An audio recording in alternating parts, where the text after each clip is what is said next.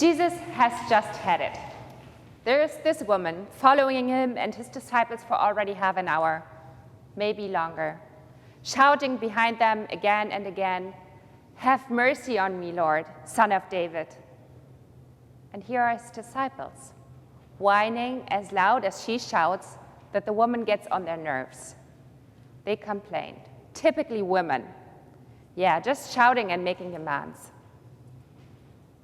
"Hey, woman, be quiet. Go home and let your husband teach you some manners." But she's undeterred by their rude comments and continues to shout out, "Lord, have mercy. Kyrie eleison, have mercy. Be compassionate. Stop and listen. I have a daughter and she is sick, very sick. Only you can cure her. Lord, have mercy on me."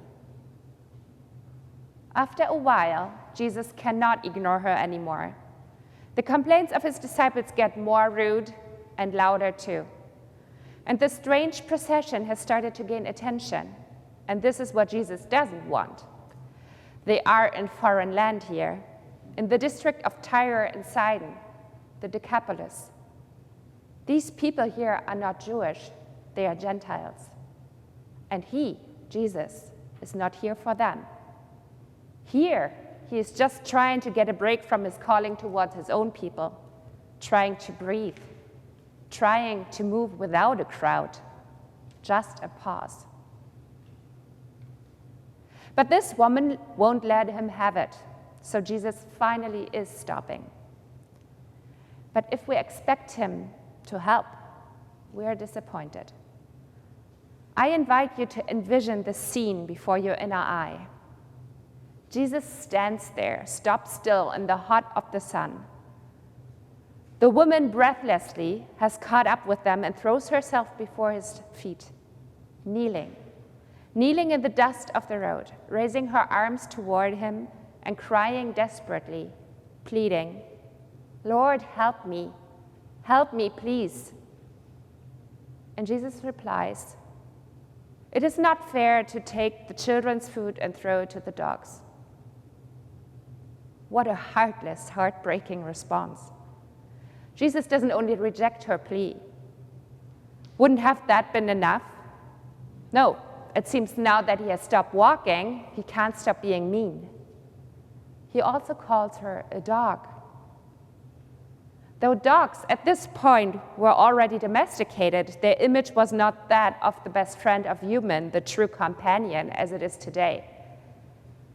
Dogs, though already used as guard dogs for hunt and for shepherding, mostly roamed the streets in half-wild packs, greedily searching for garbage and rotten carcasses, and they wouldn't stop in front of a human body.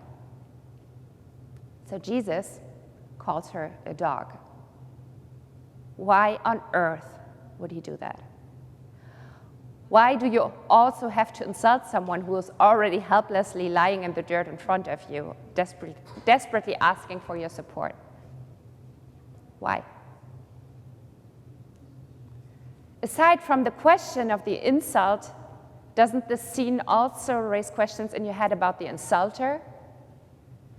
Is this really Jesus acting here? Kind, sweet, compassionate Jesus? Friend of the poor and the outcast, supporter of the people on the margins, healer of the sick, raiser of the dead? Why does he make this such a big deal? This text has been hard to understand for theologians and preachers as for lay people.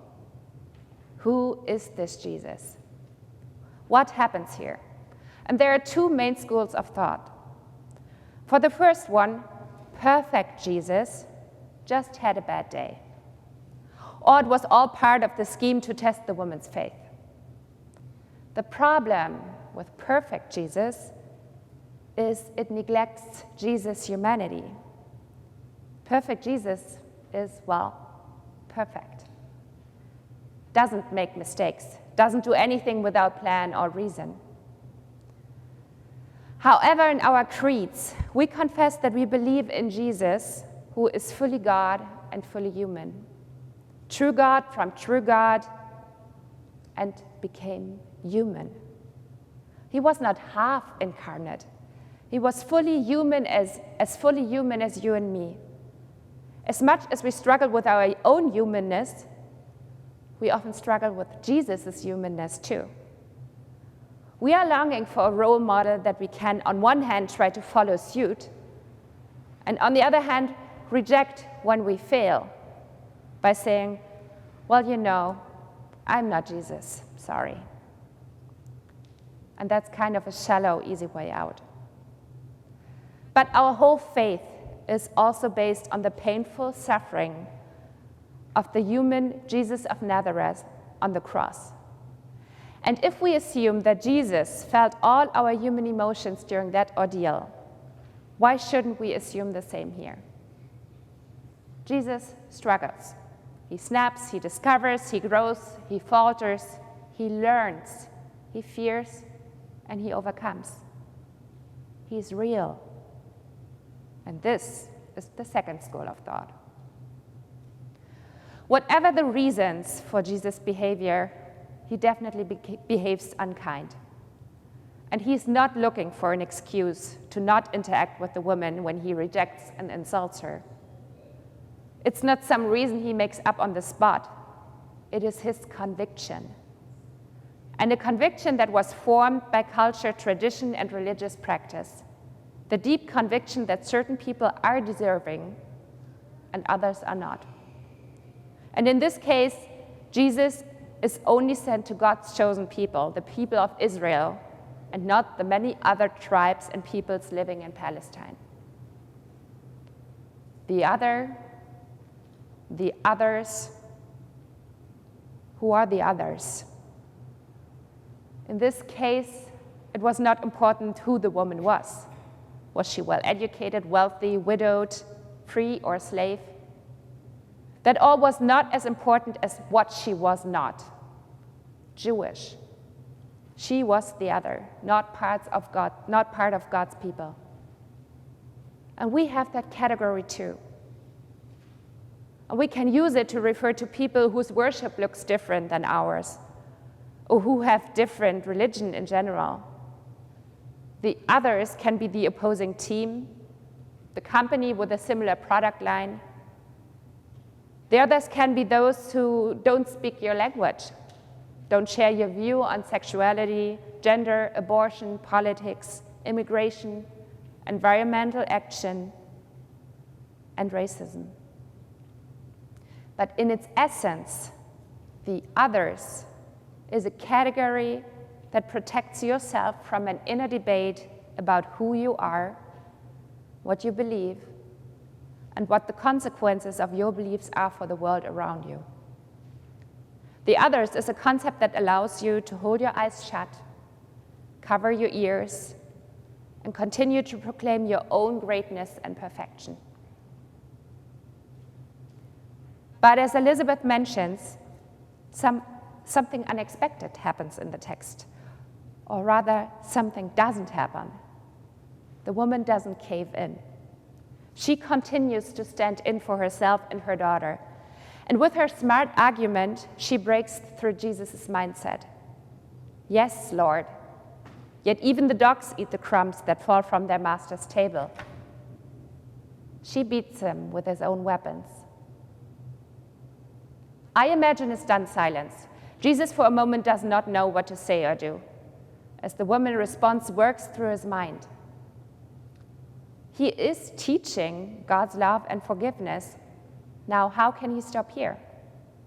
She is asking for a place at the table and accepts it, even in the role of the dog eating the crumbs.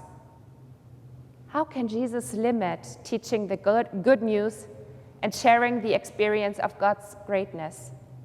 Wouldn't that also limit God? Limit love? And Jesus learns. He changes his mind. He widens his heart and his mind. He accepts the lesson this foreign woman has given him. He, God's son, man of God's chosen people, a rabbi and a human, accepts this teaching of a female foreigner. And then Jesus answers her, "Woman, great is your faith. Let it be done for you as you wish." And her daughter was healed instantly. Can good news be good news if they are not good news for everyone? Who are we to exclude people, to define them as others, not worthy, not welcome? Everyone is welcome at God's table. And that is what we say and practice at communion. One of the most beautiful communion experiences I had was at the baptism of an adult, still in Germany. We were all gathered in the altar space, and after receiving communion, we reached out our hands for the post-communion blessing. And holding hand in that space were atheists, Christians, Baha'is, and Muslims, men and women, gay and straight, young and old. And it was a deeply holy experience for all of us. So let us be ready, for all are welcome. Amen.